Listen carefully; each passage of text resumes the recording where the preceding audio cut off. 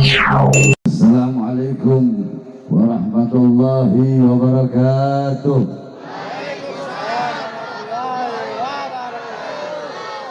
Alhamdulillah, alhamdulillahil qawiyyi sultanuh, al-wadihil burhanuh, al-mabsut fil wujud karamuhu wa ihsanuh. Allahumma salli wa sallim wa barik wa karrim wa azim ala nuril anwar wa sirril asrar wa tiryakil akhyar wa miftahi babil yasar Sayyidina wa maulana Muhammadin al-Mukhtar wa alihi al-adhar wa ashabihi al-akhyar adada ni'amillahi wa ifdalih, amma ba'd. Yang saya cintai, yang saya muliakan, segenap para alim ulama, segenap para habaib, para kiai, para asatid, para tokoh masyarakat. Yang saya cintai, yang saya muliakan, segenap pengurus lembaga bantuan hukum Pijar. Yang saya cintai, yang saya muliakan, segenap panitia peringatan santunan anak yatim. Yang saya cintai, yang saya muliakan, segenap para asatid, para kiai, para tokoh masyarakat, segenap aparat pemerintah. Wabil khusus yang saya cintai, yang saya muliakan, bapak-bapak, ibu-ibu, khususnya para pemuda-pemudi umat baginda Nabi besar Muhammad. Alhamdulillah, segala puji dan syukur kehadirat Allah. Dialah Allah yang maha besar, yang besar selain Allah kecil. Dialah Allah yang maha perkasa, yang maha kuat, yang perkasa selain Allah, yang kuat selain Allah lemah. Dialah Allah yang maha berkuasa selama-lamanya, yang berkuasa selain Allah kadang berkuasa dan kadang tidak berkuasa. Dialah Allah yang maha kaya, yang kaya selain Allah miskin. Dialah Allah raja di atas para raja, yang raja selain Allah hamba. Dialah Allah yang maha hidup, yang hidup selain Allah pasti akan mati, yang ada selain Allah pasti akan tiada, yang wujud selain Allah pasti akan binasa. Sedangkan hidupnya Allah, adanya Allah, wujudnya Allah kekal abadi, tidak akan pernah musnah dan tidak akan pernah binasa. Dialah Allah subhanahu wa ta'ala yang maha berilmu, yang berilmu selain Allah adalah pencari ilmu. Dialah Allah yang maha tahu, yang tahu selain Allah adalah pencari pengetahuan. Dialah Allah yang maha melihat, yang melihat selain Allah buta terhadap warna-warna yang tersembunyi, buta terhadap warna-warna yang jauh. Dialah Allah yang maha mendengar, yang mendengar selain Allah tuli terhadap suara-suara yang jauh dan suara-suara yang dekat akan menulikannya. Dan dialah Allah yang dimana pada malam hari yang mulia ini Allah subhanahu wa ta'ala menjadikan ini tempat sebagai tempat turunnya rahmat, tempat turunnya hidayat, tempat turunnya inayat. Allah pandang kalian dan kita semua dengan pandangan kasih sayang. Allah pandang dengan pandangan rahman. Allah pandang dengan pandangan maghfirah. Allah pandang dengan pandangan pengampunan. Karena duduknya kita di ini majelis mendapatkan keutamaan, mendapatkan kemuliaan dari majelis-majelis ilmunya Allah, majelis-majelis ilmunya Rasulullah, dan mendapatkan keutamaan serta mendapatkan kemuliaan daripada memberi anak-anak yatim. Saudara-saudara sekalian yang dimuliakan oleh Allah subhanahu wa ta'ala, majelis-majelis seperti ini, perkumpulan-perkumpulan seperti ini, inilah warisan Nabi Muhammad SAW. Nabi Muhammad tidak mewariskan harta, pangkat, jabatan, tahta, kekuasaan, emas, intan, berlian, rupiah, dinar, dirham. Bukan itu warisan Nabi Muhammad. Warisan Nabi Muhammad adalah ilmu. Warisan Nabi Muhammad adalah majelis-majelis ilmu. majelis-majelis zikir, majelis-majelis salawat, perkumpulan-perkumpulan yang di dalamnya engkau mengingat Allah, engkau taat kepada Allah, engkau patuh kepada Allah, perkumpulan yang mendorong lidahmu untuk membaca ayat suci Al-Quran, perkumpulan yang mendorong lidahmu untuk mengeluarkan tahlil, tahmid, tasbih, takbir, tanjid dan salawat kepada Rasulullah sallallahu alaihi wasallam. Majelis-majelis seperti inilah warisan daripada baginda Nabi besar Muhammad. Hurairah pergi ke masjid, Hurairah pergi ke pasar dan berkata, wahai orang-orang pasar, di masjid sedang dibagi-bagikan warisan Nabi Muhammad. Mereka yang bertoko menutup tokonya, yang berdagang menutup dagangannya, semuanya pergi ke masjid. Mereka berkata, wahai Abu Hurairah, tidaklah kami melihat melainkan hanyalah golongan-golongan orang yang sedang menuntut ilmu, orang-orang yang sedang berzikir kepada Allah, mengingat Allah. Apa jawaban daripada Abu Hurairah? Majlis-majlis ilmu, majlis-majlis zikir, itulah warisan daripada baginda Nabi besar Muhammad. Oleh karenanya majlis-majlis seperti ini warisan Nabi Muhammad.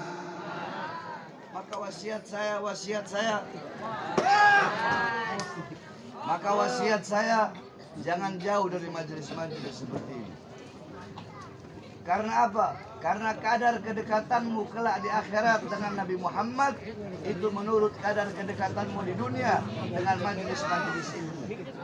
Di akhirat di dunia engkau dekat dengan majelis ilmu, dekat dengan majelis zikir. Di dunia engkau dekat dengan pewaris para Nabi Muhammad, yaitu para ulama. Engkau dekat dengan penerus perjuangan Nabi. Engkau jadikan rumah tanggamu cahaya daripada cahaya Al-Quran. Al-Quran engkau terapkan di rumah tanggamu, maka insya Allah kelak di akhirat Allah akan dekatkan kau bersama Nabi Muhammad.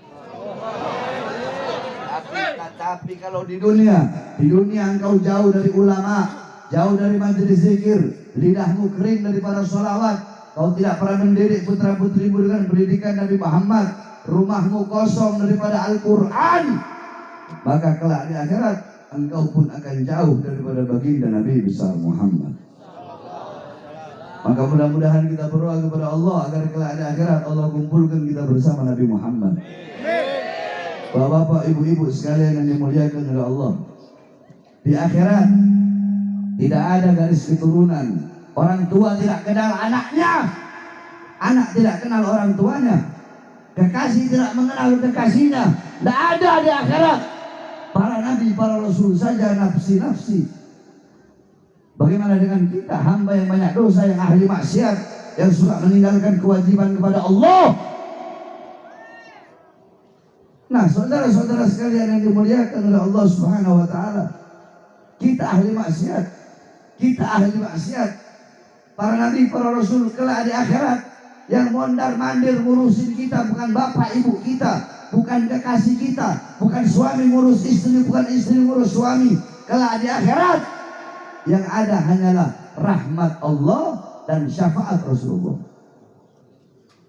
Dan yang paling besar kasih sayangnya kepada kita di dunia dan di akhirat, makhluk yang paling besar kasih sayangnya, kecintaannya bukan bapak ibu kita, tetapi baginda Nabi besar Muhammad.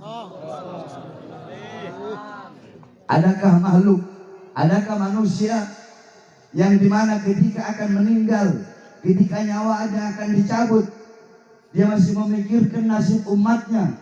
Ketika dia tahu umatnya akan merasakan sakratul maut, ketika dia tahu umatnya akan merasakan rasa sakit ketika dicabut nyawa, apa doa terakhir sang Nabi? Apa doa terakhir sang pemimpin umat itu? Dia berdoa, Allahumma khaffif ala ummati fi sakratil maut wa thaqqil alayya. Ya Allah, ringankan sakratul maut umatku dan berikan beban berat sakratul maut mereka, rasa sakit sakratul maut mereka berikan kepadaku. Umatku tidak akan sanggup, umatku tidak akan kuat. Mereka tidak bakal sanggup menahan rasa sakit sakratul maut berikan seluruh rasa sakit sakratul maut umatku kepada aku ya Allah. Apa yang telah kita berikan untuk Nabi Muhammad, apa yang telah engkau berikan untuk Nabi Muhammad SAW, maka saya wasiatkan, gembirakan Nabi Muhammad dengan duduk di majelis-majelis seperti ini. Gembirakan Nabi Muhammad dengan apa? Dengan menolong golongan-golongan yang dicintai Nabi Muhammad, dengan memberi makan golongan-golongan yang dicintai Nabi Muhammad, memberi minum golongan-golongan yang dicintai Nabi Muhammad, memberi pakaian golongan-golongan yang dicintai Nabi Muhammad, memberi pertolongan golongan-golongan yang dicintai Nabi Muhammad. Siapa mereka? Anak-anak yatim, anak-anak miskin, para fuqara, para janda, golongan-golongan yang lemah adalah golongan-golongan yang dicintai Nabi Muhammad. Engkau tolong mereka sama seperti kau menolong Nabi Muhammad. Sampai-sampai kata Rasulullah, ana wa kafilul yatim fil jannah hagada fa asyara bisababi wal wusta. Kata Nabi, kelak di akhirat aku dengan orang yang suka ngurusin anak yatim, yang suka kasih makan anak yatim, yang suka nolong anak yatim, aku di akhirat nanti hagada, beliau mengisyaratkan dengan jari telunjuk dan dengan jari tengahnya, saking dekatnya posisi beliau dengan orang-orang yang suka mengurusi anak-anak yatim. Maka perhatikan tetangga-tetanggamu, anak-anak yatim di kampungmu, perhatikan mereka, kasih makan mereka, jangan sampai engkau kenyang sedangkan mereka dalam keadaan lapar. Perhatikan tetangga-tetanggamu yang susah, makan mereka, perhatikan. Jikalau mereka membutuhkan pertolongan, tolong mereka. Jaga tali silaturahmi, jangan mau terpecah belah, jangan mau terpecah belah. Jaga tali silaturahmi. Jadikan ini kampung-kampung Nabi Muhammad, jadikan rumah tangga kalian rumah tangga Nabi Muhammad. Sebab ini pemuda-pemudi yang ada ini kampung, mereka yang besok calon generasi bangsa ke depan, generasi ini kampung ke depan. Makanya dikatakan rijalul yom, laki-laki pemuda-pemuda zaman sekarang adalah pemimpin-pemimpin di masa yang akan datang. Syubanul yom rijalul ghad, pemuda-pemuda masa kini adalah pemimpin-pemimpin di masa yang akan datang. Di kampung, kalau pemuda-pemudinya baik, pemuda-pemudinya taat kepada Allah, pemuda-pemudinya lebih banyak pegang Quran daripada pegang handphone. Jikalau pemuda-pemudinya lebih condong kepada akhirat daripada kepada duniawi. Allah cinta kepada orang tua yang taat, namun Allah lebih cinta. Allah cinta kepada orang tua yang taat, namun Allah lebih cinta kepada anak-anak muda yang taat. Maka kalau anak-anak muda yang ada di sini jadi anak-anak muda yang taat, patuh, tunduk kepada Allah, insya Allah ke depan kampung kalian bakal jadi kampung yang baik, dipegang oleh orang-orang yang baik. Nasib bangsa kita ke depan bakal jadi bangsa yang baik. Tapi kalau pemuda-pemudinya rusak, pemuda-pemudinya narkoba, pemuda-pemudinya judi, pemuda-pemudinya mabok, pemuda-pemudinya pacaran, sampai lupa, sampai lalai kepada Allah. Pemuda-pemudi suka mendengarkan musik-musik yang membuat lupa dan lalai kepada Allah. Pemuda-pemudi mengikuti pola pikir orang barat, pemikiran orang barat, bahkan menganggap aurat sesama lelaki itu. Jadi kita udah menganggap kalau buka celana pendek itu udah bukan aurat. Itu yang banyak terjadi sekarang. Disangkanya aurat cuma sampai dengkul. Banyak orang menyangka orang sekarang pakai celana pendek udah nggak punya rasa malu. Kenapa? Karena mereka tidak tahu aurat itu sampai mana. Mereka tidak tahu kalau kelihatan mereka punya paha itu aurat. Kau membuka, kau punya sampai di bawah, sampai di atas siku, itu termasuk aurat. Termasuk aurat. Haram sekalipun sesama laki. Sekalipun sesama laki, mau laki semua juga kalau orang pakai celana pendek haram, tak boleh semua itu.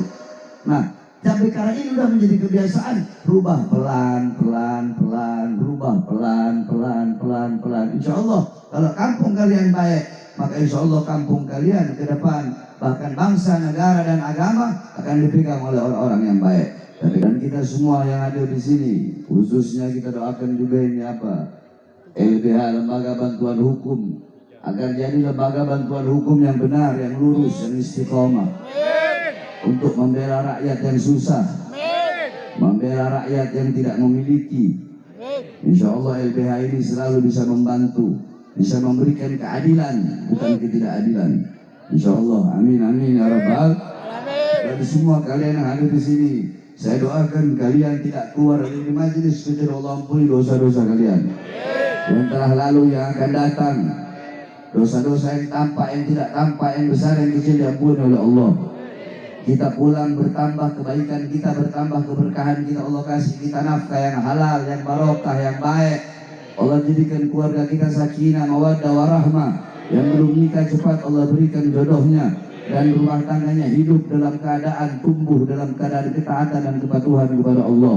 Mudah-mudahan kalian semua punya hati tidak akan pernah sepi dari cahaya Allah, dan kalian selalu mengikuti petunjuk-petunjuk dan sunnah-sunnah sesuai arahan daripada sunnah Rasulullah SAW. Keturunan-keturunan kita semua mudah-mudahan menjadi anak soleh-soleha, alim abidah, alim alimah, abid abidah. Insya Allah karena kecintaan kalian duduk di sini ngumpul sama ulama, kelak pasti ada salah satu daripada anak cucu kalian yang menjadi ulama. Amin amin ya rabbal alamin.